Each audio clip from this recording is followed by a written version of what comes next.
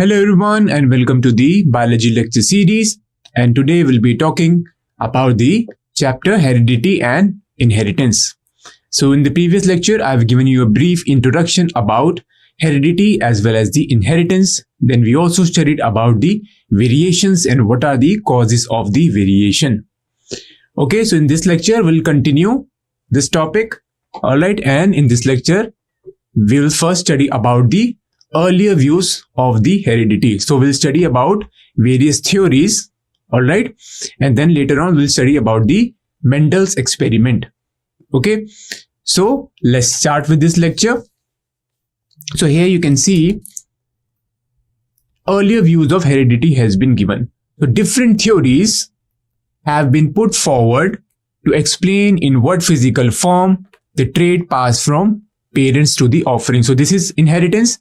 What is inheritance? The passage or the transmittance of the characters from the parents to the offsprings. This is known as the inheritance as well as the heredity. Clear? Now first theory is the vapor theory. Now according to vapor theory, alright, so each organ of an animal body, okay, emits some kind of vapor. Alright, so animals, you can say about humans also.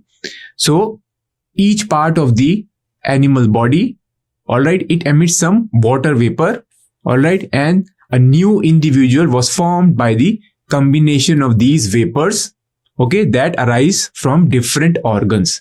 So this is known as the vapor theory, and this was proposed by a Greek philosopher, Pythagoras.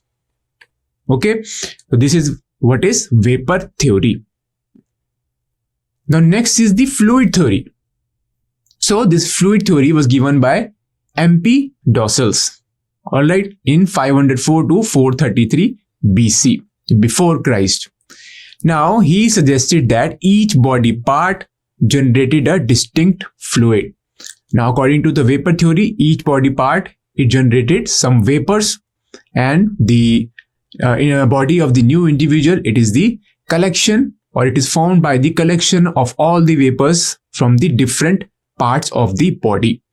But according to the fluid theory, the organism is made from the fluid, okay, that is generated by each body part. Now these fluids from various body part of both the parents, they combine during the formation of the embryo. Clear? So it is saying that two parents are involved in sexual reproduction. Okay, so the fluid from the body parts of both the parents, that is the male and the female, they combine together and they form the embryo. Now any disruption in the descent and the amalgamation of these fluids could lead to the absence of the characteristic from one or both the parents. Okay, what does this mean? This means if there is a disruption in this fluid, okay, then what happens? If there is a disruption in the fluid from the male, then the offsprings or the progeny or the young one, it will show the absence of the characteristic of the male. And if there is something wrong with the fluid of the female, then what will happen? The offspring produced or the progeny produced, that will have the absence of the characters, or it will lack the characters from the female. Clear? And the offsprings, okay, should have this fluid from both the parents.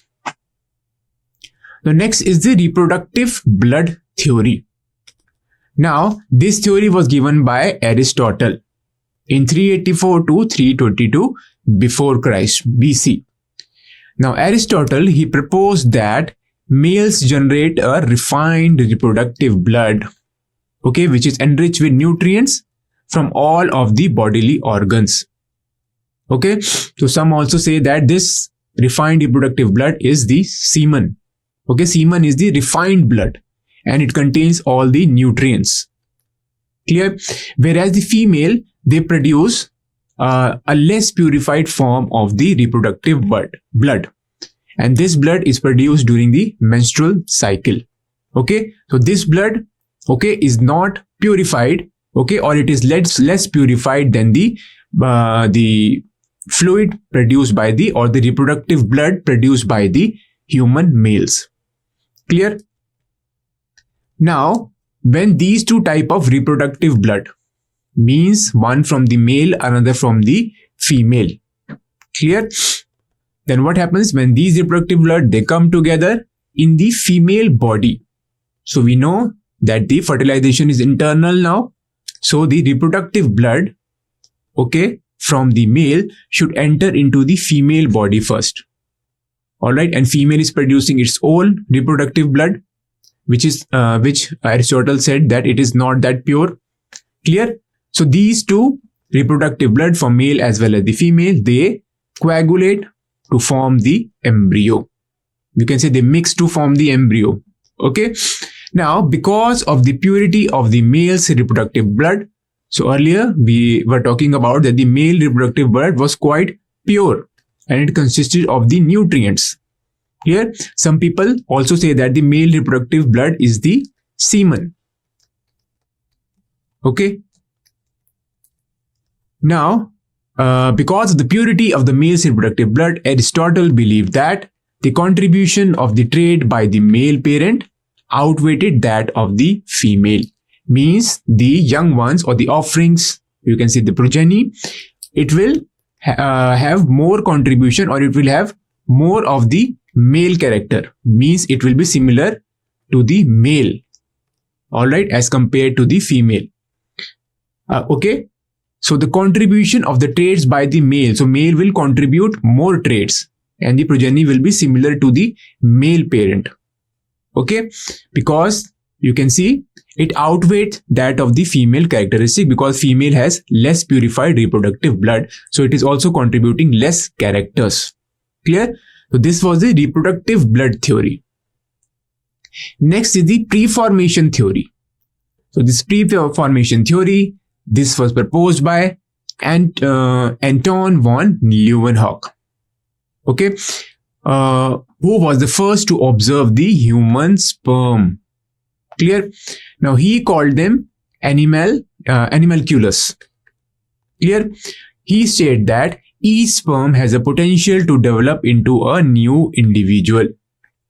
Clear? So he said the new individual, it develops from these sperms. And when do they develop into new individuals? When the sperms are introduced into the mother's womb or the woman's womb, alright, where it could get the nourishment.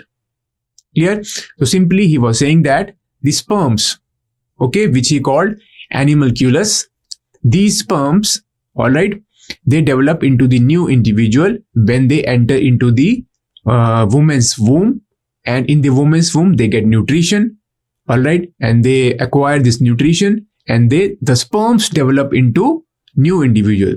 So now we know that there is a male gamete and there is a female gamete. Okay, so there is a male gamete and there is a female gamete. Now there is the fusion of these two gametes which leads to the formation of zygote. This we know, which is a diploid structure. Both gametes, these are haploid. Male gamete, you know what is the male gamete? It is the sperm. And the female gamete is the ovum. Clear? So, but this Leeuwenhoek, he said that the sperms develop into the new individual, and he didn't mention this ovum. So he said there was no fertilization. Okay, so there's no fusion of gametes. The sperms, they directly develop into the new individual when they enter into the woman's womb. Now, this theory was rejected. Why? Because it failed to explain the inheritance of the maternal characters by the offerings.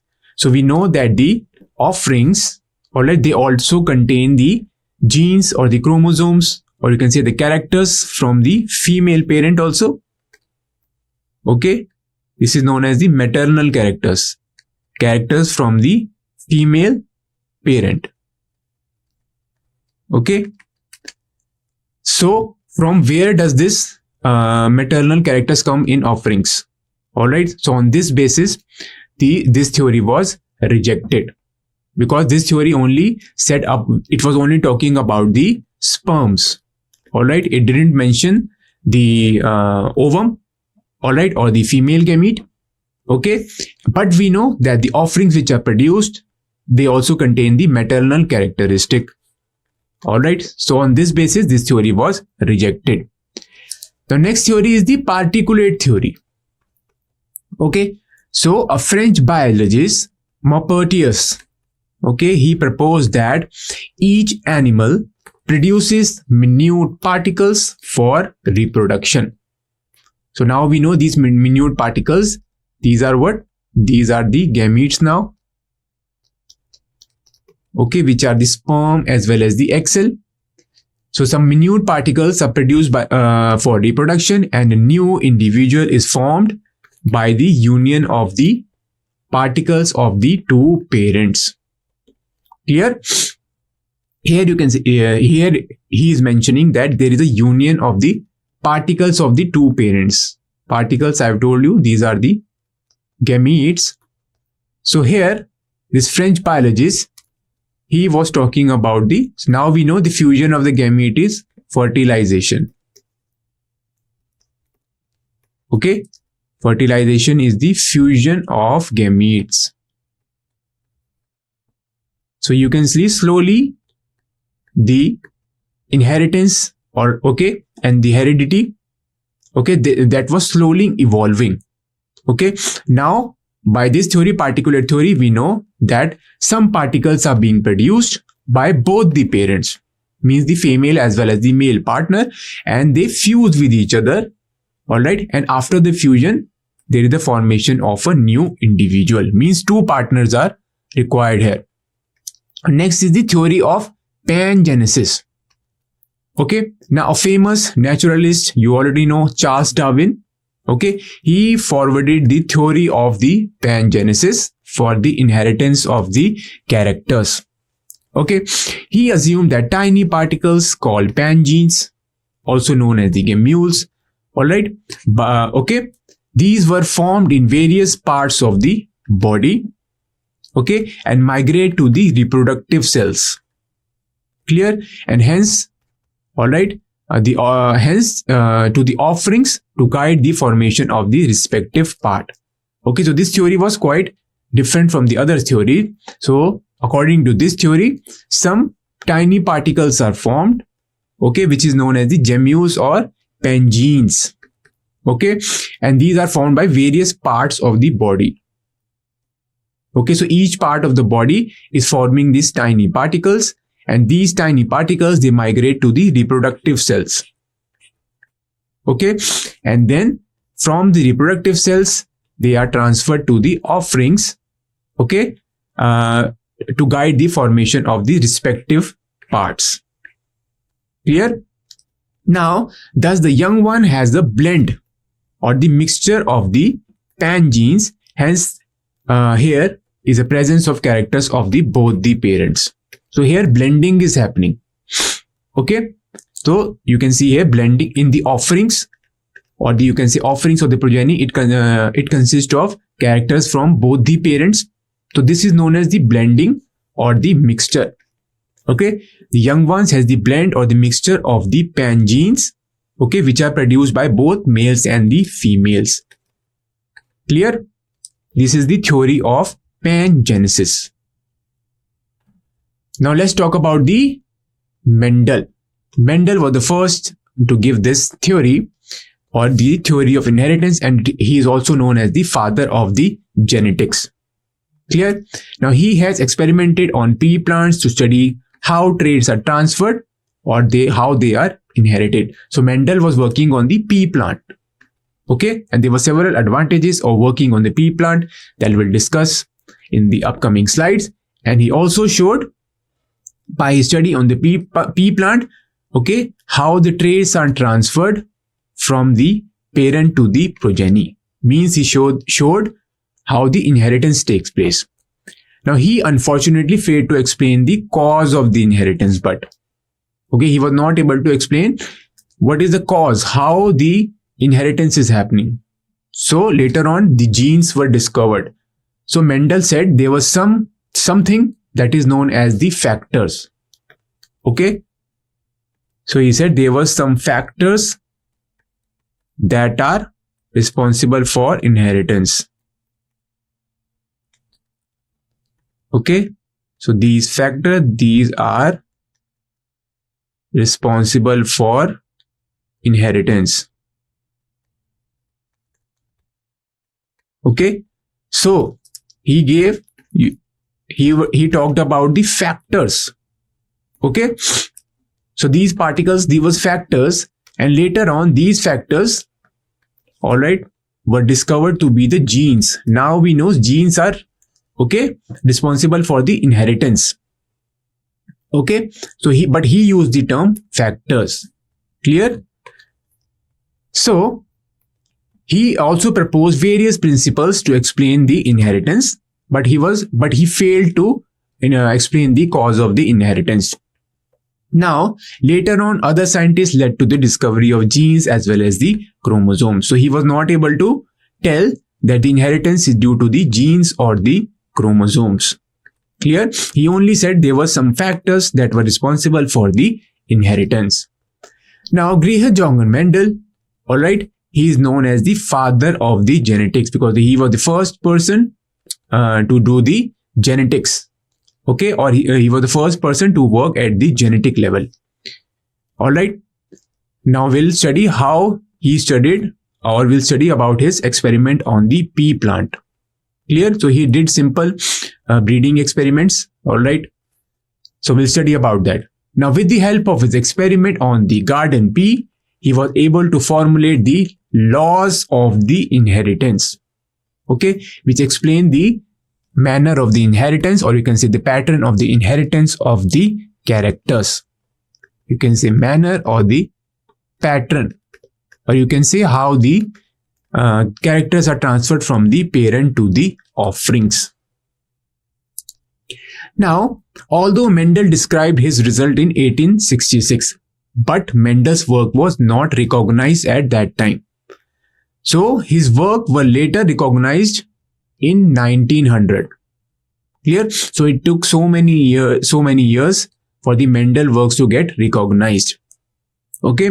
Now Mendel's law were rediscovered simultaneously by Hugo de Vries, okay, who was a Dutch biologist, then Karl Cornens, which was a German botanist, and Erich von Tischenmack, okay, he was an Austrian botanist. So all of these scientists, they simultaneously rediscovered the Mendel's laws. Okay. Now let's study about some of the journal terms that are related to genetics, or you can say the inheritance. So you should know about all of these terms, okay, before we study about the Mendel's experiment. So first is the dominant trait. Now what is a dominant trait? A trait which appears in the F1 generation. This is known as the dominant trait. Okay, and it is denoted by the capital letter. Example is, if you talk about the tall plant, so these are the alleles. Okay, this T and the T, these are the alleles. Okay, and if it is denoted by a capital letter, here it is denoted by the capital letter. So the capital letter denotes that it is a dominant gene. Capital letter means it is dominant. And also you have to remember the trait which appear in the F1 generation. We'll talk about what is F1 generation, okay, and the F2 generation as well. We'll talk about this also. Okay, so what happens? So if there are two parents, clear, and there is a cross, okay, so these are, suppose this is the male parent, this is the female parent, so these are the parents. And if there is a cross between a tall, okay, so this will be a tall plant. So this is dominant. Okay, this is recessive. So if the gene, it is written in non-capital form, then it is recessive. So this is recessive. Okay, it is recessive means here what will be the phenotype? It will be dwarf. Okay, this is dwarf. Now what will be the hybrid produce here T and small t. Clear? This is T and small t. So here you can see all the progeny will be having the tall phenotype. Clear? This is clear. Now what will happen if you cross this? So this is the hybrid. Okay, this is clear. We'll talk about this F1 generation in the upcoming slides. Now let's talk about recessive trait. Now a trait which does not appear in the F1 generation, this is known as the recessive trait, and it is denoted by a small letter. Okay, so if it is written as small t, okay, here it is, the phenotype will be dwarfed. Now another one is the monohybrid cross. Let's talk about the monohybrid cross. So monohybrid cross, it involves the study of the inheritance of one pair of contrasting characters. For example, inheritance of tall and the dwarfed characters. Clear? So monohybrid cross I've already shown you. So T, okay, which is the tall plant, then it is crossed with small t and small t, which is the dwarf plant. Okay, so here only one pair of contrasting character. One pair. We're talking about the which character? We are talking about the height. So there is one character and it should be contrasting. Contrasting means one should be tall, another should be dwarfed. So these are crossed. All right. You will get the this is the hybrid here. Okay, so this will, what will the gametes form here? This is the gamete form here. Suppose this is the male parent, this one is the female parent. Gametes from here will be small t. So this is the gamete produced by this female. Alright. So here is capital T, here is small t. So here the progeny which is produced, it will be capital T and small t. And this will have the phenotype tall. Clear? So all the progeny here will be tall. But if we self it, okay.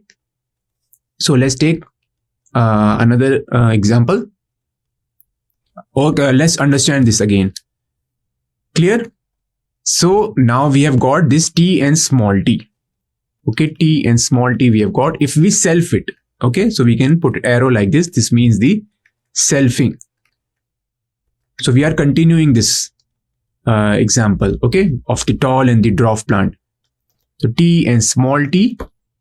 All right. Here what will happen? The gametes produced will be T and small t. Here also gametes produced are T and small t. So these are the gametes. Now what will be formed? Okay, you can make a Punnett square here. T and small t. And you will have here, these are the two gametes here. These are the male gametes. These are the female gametes. Okay. Now T and T, small t and small t. T and this capital T. Then you have capital T, small t. And here you will have T and T. Okay. This is clear. So here you can see this is tall, this is tall, this is tall. And this one will be dwarfed. Okay. So this one will be the dwarfed one. Okay. Rest all are tall. Clear? This is clear. Now let's talk about the dihybrid cross. So dihybrid cross, it is the inheritance of two pairs of contrasting characters. Here, okay, two characters are involved and that should be contrasting. Example is when a cross is made between yellow round seeds, alright, and a wrinkled green seed. Okay, so here you can see two characteristic has been taken. One is the color of the seed and another is the shape of the seed. Okay. So here what we have taken, the color, and round is the shape. Okay. Clear? Here is the wrinkled is the shape, green is the color. So we have two pairs of contrasting characters. Now what is trihybrid cross? So it is the inheritance of three pairs of contrasting character.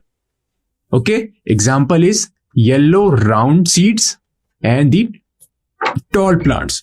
So here we have three you can see characters. Okay, one is the color,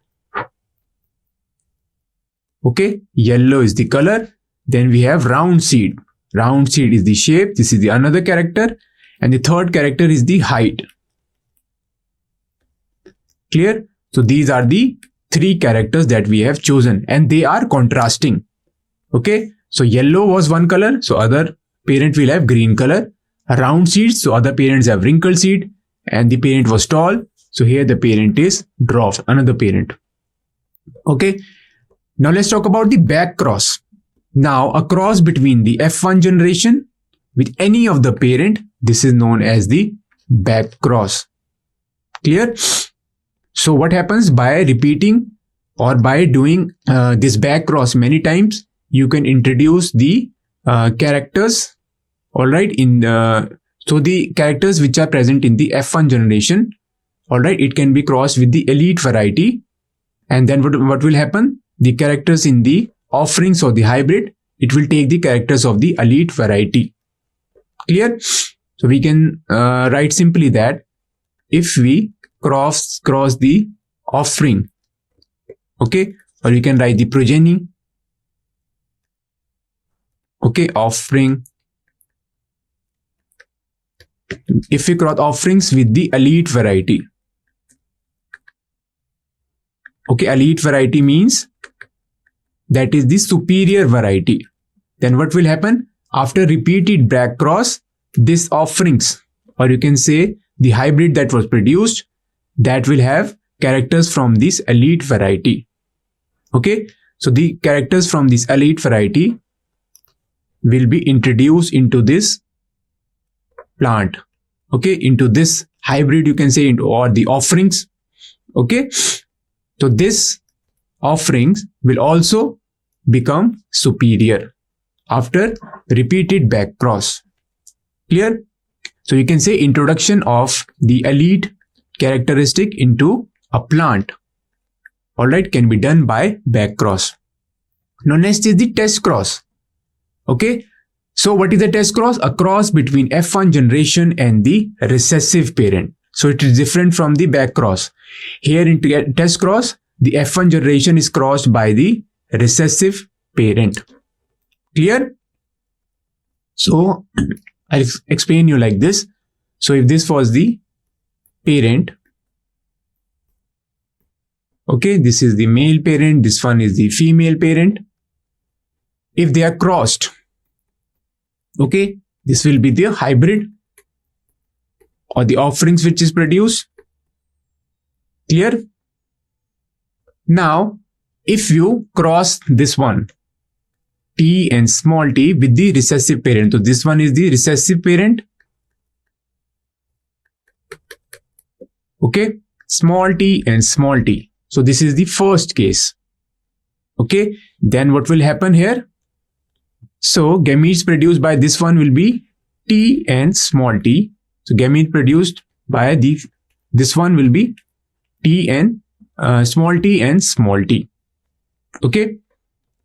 Now here T and small t will combine T and small t again. Here small t and small t and small t and small t. Okay. So here half of the individual are tall.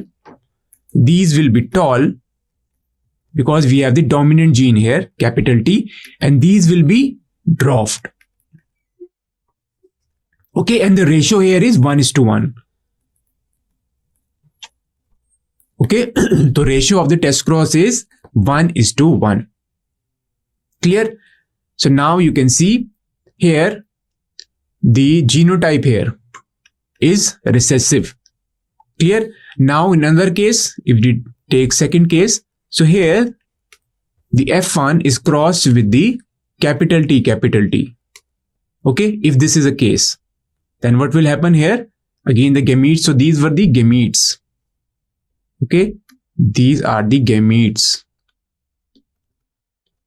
Now this parent will produce the gamete T and small t. This one will produce capital T and capital T. Clear? So here capital T, capital T, capital T, capital T, capital T, small t and capital T, small t. Clear? Now you can say Here all will be, what will the phenotype? All will be tall. Clear? This will be tall, this will be tall, this will be tall, and this will be tall. Okay. So the phenotype will be all tall. Okay. Now you can say the hybrid has been crossed with the this homozygous dominant individual. Clear? So this is the benefit of the test cross. It is performed in order to determine the genotype of the dominant parent. Okay, that is whether it is heterozygous or homozygous dominant. Clear? This is clear? Alright, I've shown you here how you can tell whether this is homozygous recessive or this is homozygous dominant. Clear? Here if you get the ratio of 1:1, you will get the homozygous. You can say it is homozygous recessive.